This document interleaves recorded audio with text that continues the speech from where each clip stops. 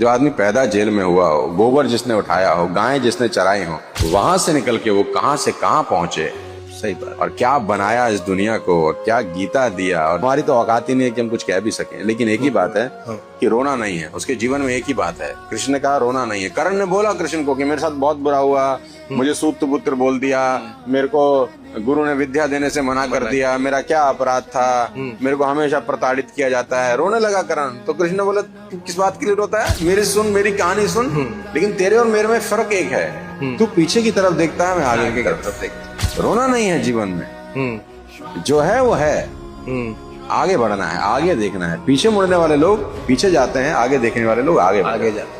विजेता का मतलब ये नहीं है कि आप हमेशा मारते ही रहें, पीटते रहें, अटैक ही करते रहें, लड़ते ही रहें। विजेता का मतलब कभी कभी चुप रहना, चुप रहा। कहते हैं ना शेर जब कभी कभी पीछे हटता है ना 2 कदम, तो खतरनाक है, फिर कुछ बड़ा करने वाला है, बड़ा कर